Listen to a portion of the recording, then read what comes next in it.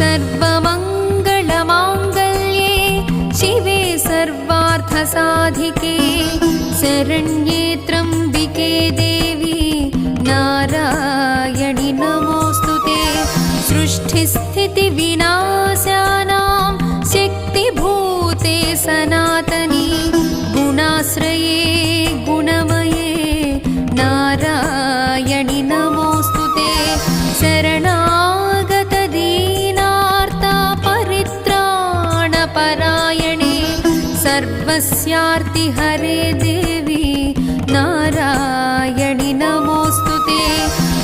हंसयुक्तविमानस्थे ब्रह्माणि रूपधारिणि कौशाम्भक्षरिके देवी नारायणि नमो